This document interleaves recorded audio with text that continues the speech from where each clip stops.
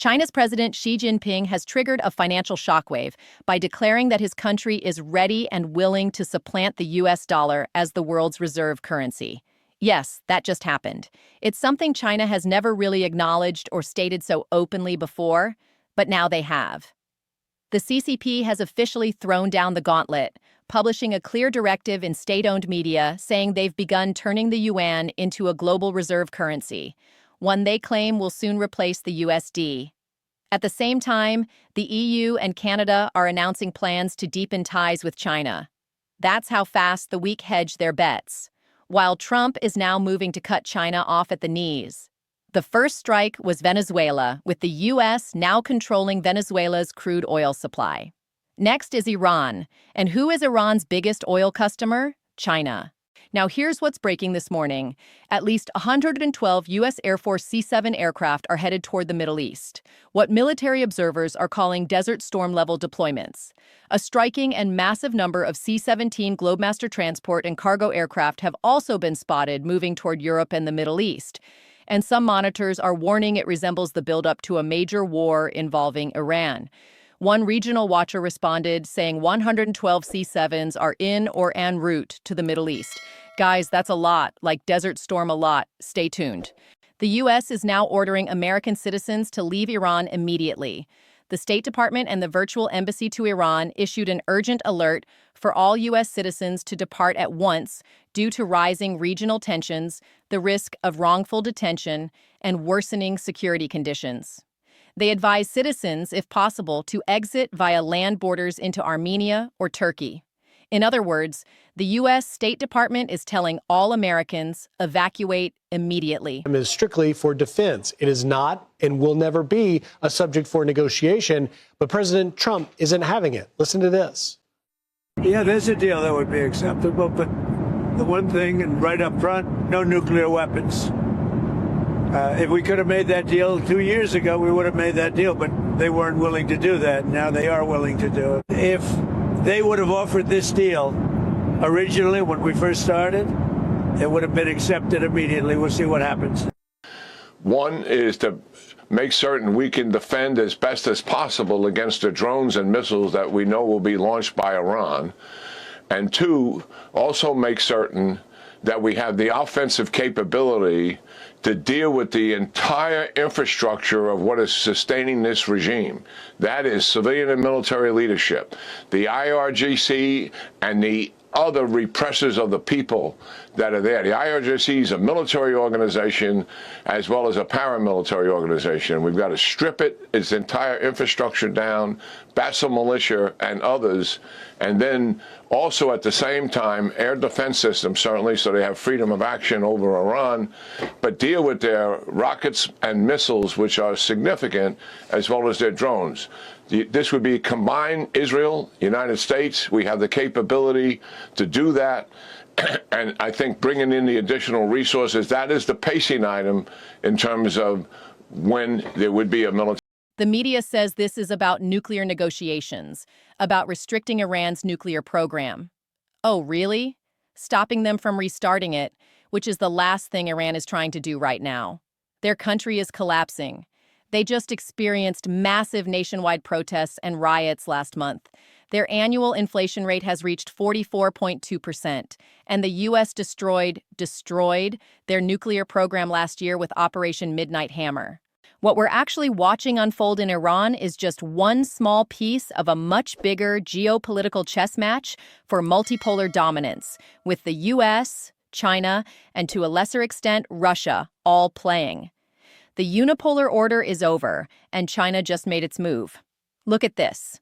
President Xi Jinping announced the CCP will elevate the yuan into a leading global reserve currency, explicitly aiming to challenge the dollar's dominance. Xi called for a stronger currency to expand its role in international trade and finance, pointing to recent dollar weakness and growing geopolitical tensions. This is a full-scale declaration of war on the U.S. dollar's 80-year hegemony, and if you think about it, it's incredibly rare. In my entire adult life, I don't recall China intentionally strengthening its currency. They usually do the opposite, artificially devaluing it. And now the EU and Canada are blinking, moving closer to China. Remember, Less than 2 weeks ago in Davos, Canada's Mark Carney and the EU's Ursula von der Leyen told the world that Canada, Europe, and other middle powers would chart their own course without the United States, and that they would carry the banner of free trade. Then came the humiliating moment.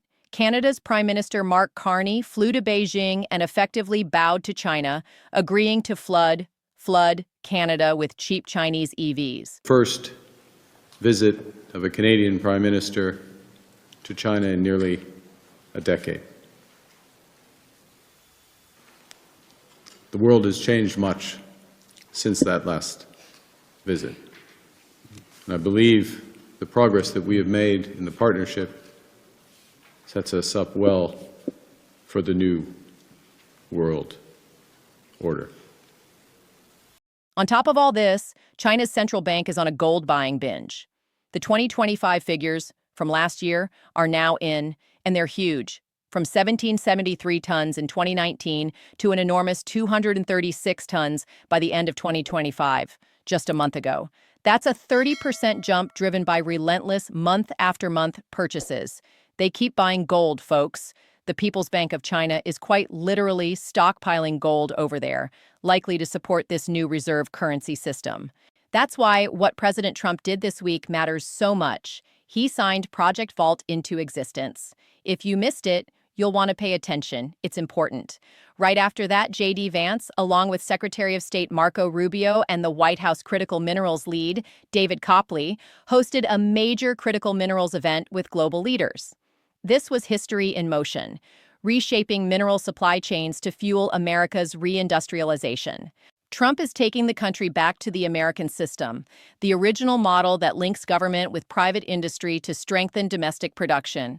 He's saying we no longer have to choose between so-called free trade capitalism on one side or some hollow version of big government socialism on the other, forcing people into a false choice, an establishment Republican model that lets markets crush your standard of living, or democratic socialism that sends government spending skyrocketing and inflation to absurd levels.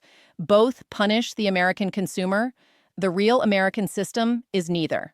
Trump's announcement of Project Vault this week, the creation of a U.S. strategic reserve for critical minerals backed by the Export-Import Bank, signals a return to the genuine Hamiltonian economic framework the country was founded on. Listen to how the head of that bank explained it. Watch this. Now I would like to ask Ex-Im Chairman John Yovanovitch to say a few words, followed by our friends from business in Congress. We'll go over that. But we have some great business leaders, the best, here today. And John, if you would start it off, that'd be great. Thank you. Thank you, Mr. President. The President gave us a very clear directive.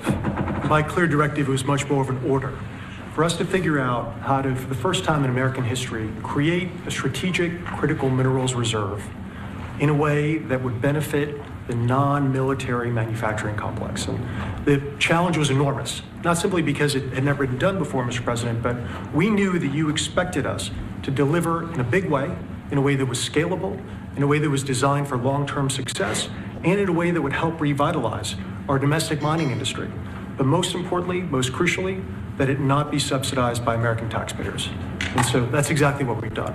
Mr. President, what you've announced today is a truly uniquely American solution.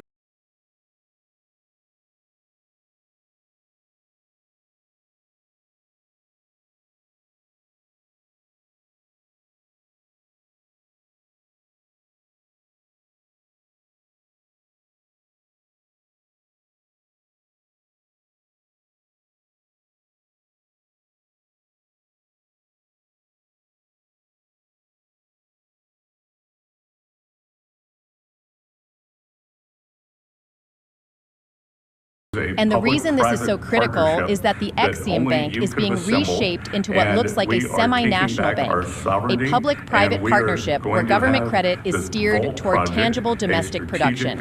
Not the endless borrowing we're used to, but credit that is repaid with interest.